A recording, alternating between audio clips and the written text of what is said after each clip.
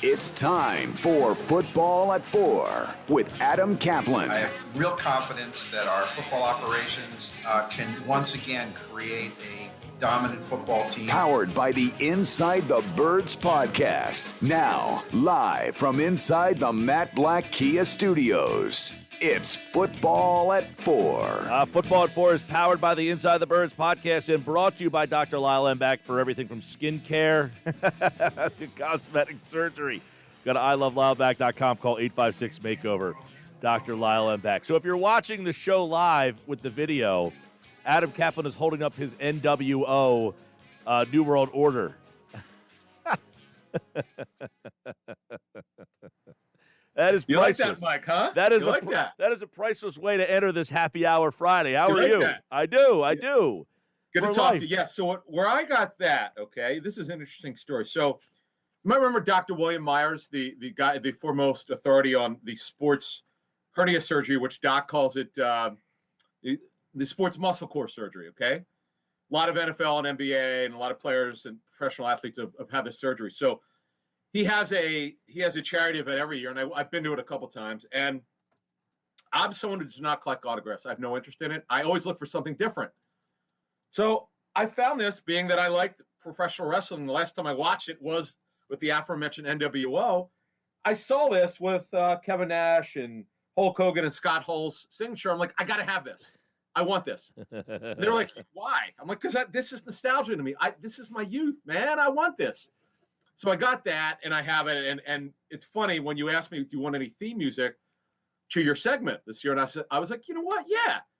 And I mentioned the Hulk Hogan music, but a real American is, the WWE. But I like the one from WCW, who I happen to work for in the early 90s and mid 90s. So let's go get it. All right, there you go. So he picked the theme song, as you now know, the NWO theme song, which is like some sort of Jimi Hendrix riff there.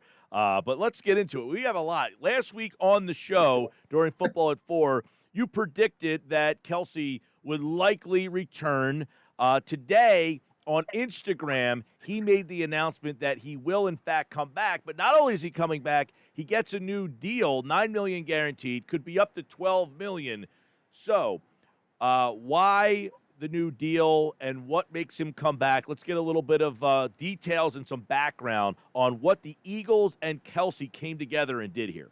Yeah, all right, Mike. So last week when I was on your segment, I couldn't obviously reveal everything, but I tried to give a strong hint that you might remember I said it wouldn't surprise me if we heard something about this real soon. And the real soon was he was coming back.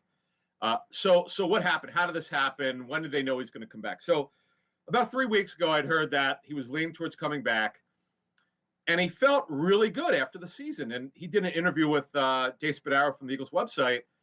And if you read that interview, Spadaro must have talked to him as soon as he signed the contract today, because Jason made it very clear he felt good, and he's not ruling out coming back next year. Which, to be honest with you, Mike, based on my reporting on this, he's not. If he decides to come back after the season, the structure is such as that they would have to redo it again. There's just, it's too rich. Like you can't come back on the deal as structured next year.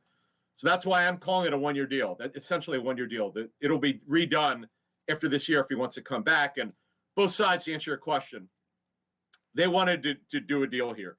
As I said, Jason wanted to come back, and the Eagles wanted him back. They definitely wanted him back. He was a Pro Bowler. We could argue whether he should have been or not, but he was. And he's still one of the best centers of the National Football League. It's not a great position in general when you talk to NFL teams. It's one of the hardest to find talent. Even at 33 years old, he turns 34 in November. He's still one of the top 5 centers of the National Football League, probably top 5 to top 7. And they wanted him back. He wanted to be back, and they're going to bring him back. And you look at their offensive line, they got 3 guys over 30. Yes, and I've said many times on this show, and I said it again today, with Kelce back, you now have the potential of having a very good offensive line if they can stay healthy. That's a big if. You have Lane Johnson, who's had some ankle problems. You have Brandon Brooks, who's had multiple Achilles injuries. You have Kelce, who battled through an injury last year, and he has played all 16 games 6 years in a row. So you almost wonder, when's it his time to go down? Sayamala missed time last year, and, of course, Dillard. So every guy on that line has some sort of injury history. But if they're together, how good's that line? I think this is just now. I'm going to answer it the way you asked it. If they all stay healthy, when I say healthy, there's like next to no chance that whether it's Mailata should be the left tackle, by the way, not Dillard.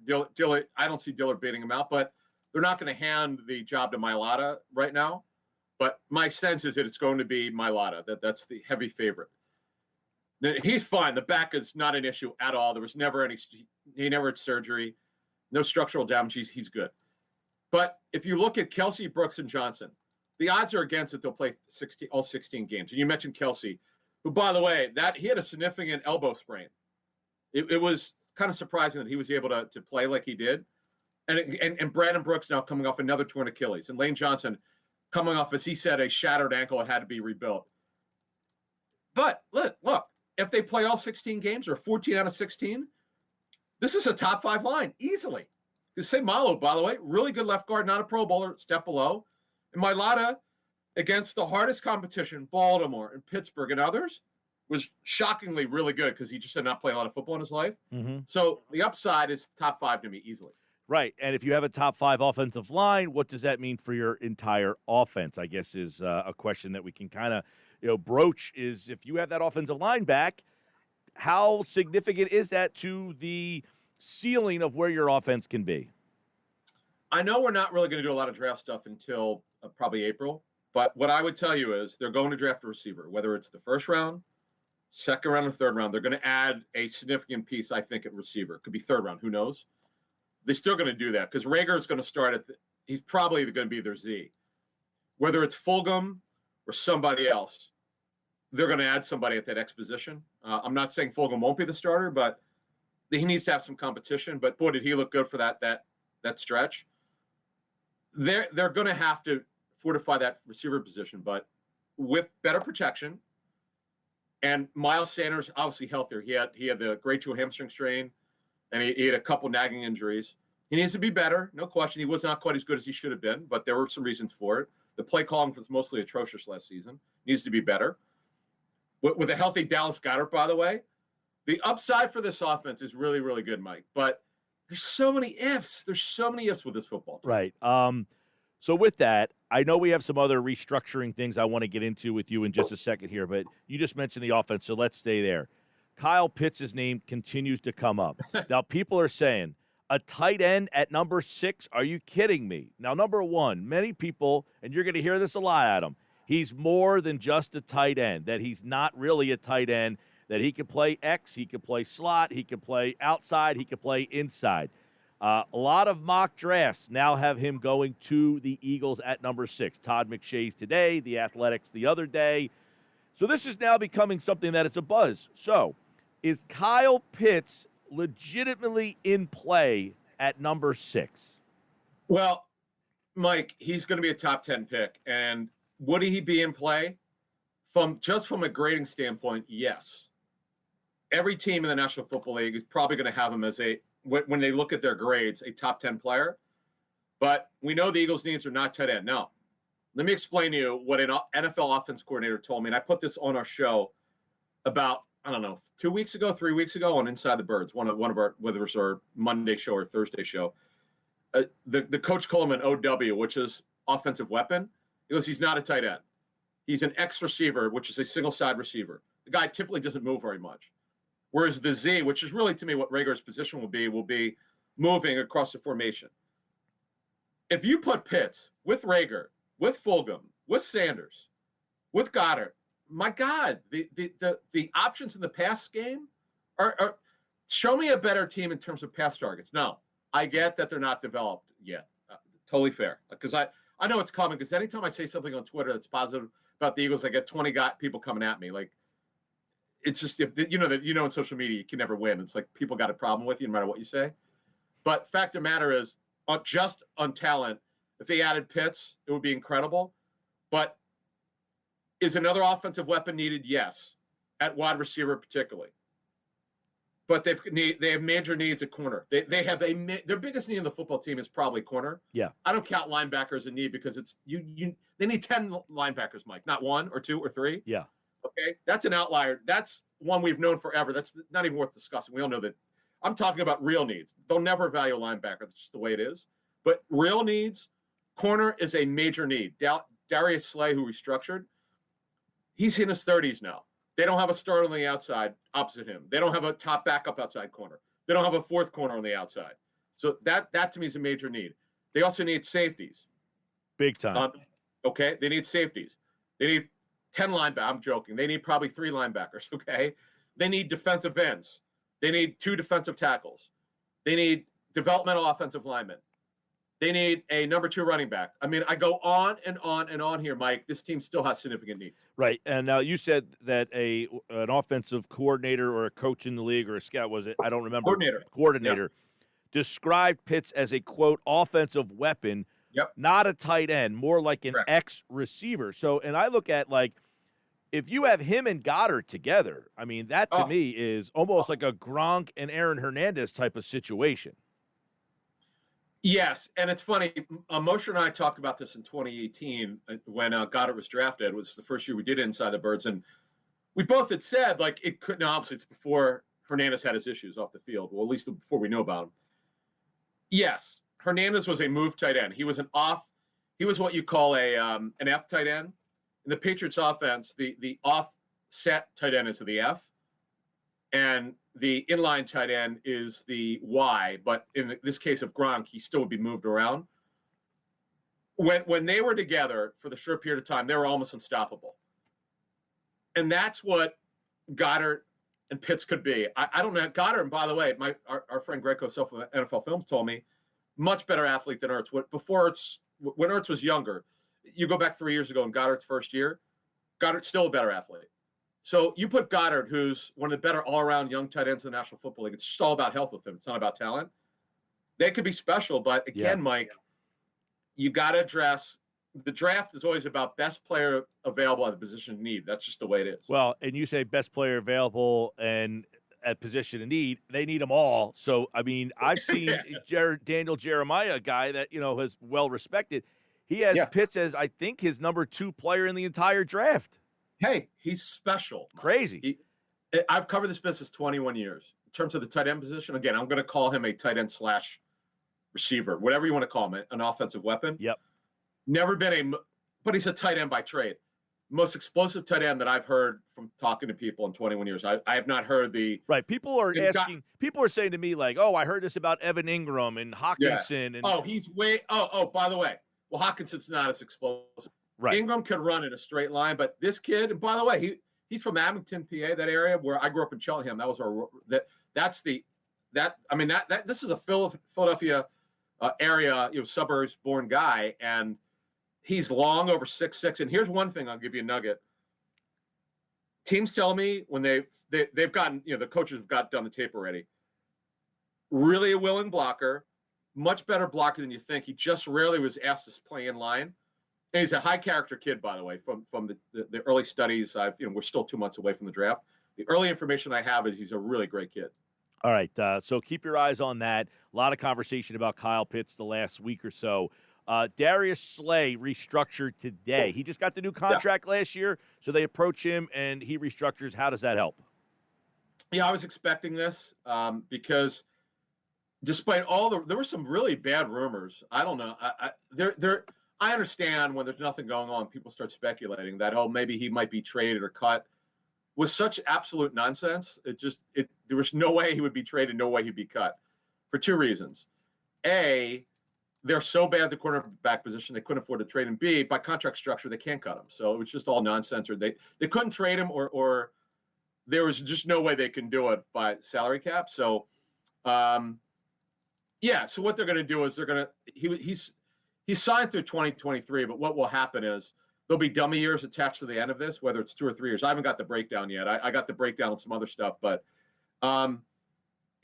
what this guarantees you is he'll definitely be with the team in 22, because there was no guaranteed money in 22, but because of the restructure, the signing bonus, the proration, because they're converting base salary to signing bonus, the proration is even higher, and the dead cap would be even higher. His cap number, by the way, right before this restructure was 19.75 million. Okay, it's just gonna unless they significantly lower his 22 salary, it's going to be above 20 million. His cap number. He's not going anywhere. So that to answer your question, it raises his cap number more than likely for 22, and he's going to have to be here a couple more years. When you create these contracts, you create dead money if these guys leave. So he's going to be here for a bit.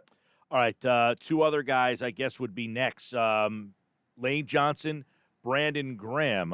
Do we anticipate them getting a call from Howie Roseman?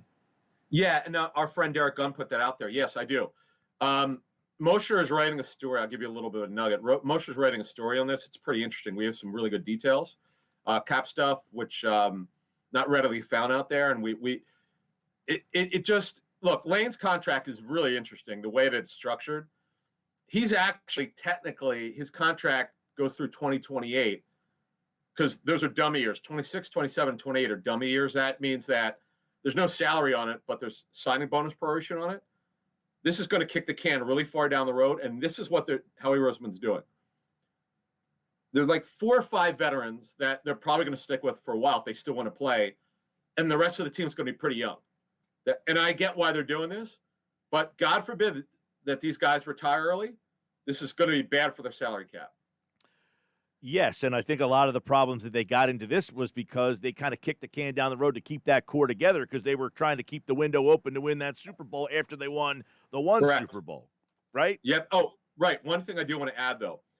The Eagles and other teams that are doing this are banking on the cap to go up significantly. Mike Mayock, the Raiders GM, had a pretty good nugget. His understanding was, had we not had the pandemic, it was going to be somewhere between 220 and 225 million this season. Potentially with the TV money. Yeah. Well, we're going to get the TV money, but it's not going to be anywhere near that because of the pandemic. It's not going to go up 40 million. My sense was from an NFLPA source, if we had a normal year, it would be somewhere around 210 million. Well, guess what? That's at least 30 million above the projected cap this season. So to your point, Mike, this is why we're seeing the Saints cut players they didn't want to cut. Now, we're not seeing very many players teams cared a lot about or didn't want to cut. Most players that have been cut so far, teams just didn't want back, despite what all the conjecture. Yeah. Next week is the key, though. Yeah, well, there are going to be some players cut. People, and look, I don't want to, like, Roseman is getting hammered because, well, yeah, he mismanaged the cap. Nobody managed to put you in a pandemic that lowered this. So I'm imagining he knew that he was going to be a little over the cap, but not 40+ million over. The pandemic probably doubled where you thought you would be, cap-wise.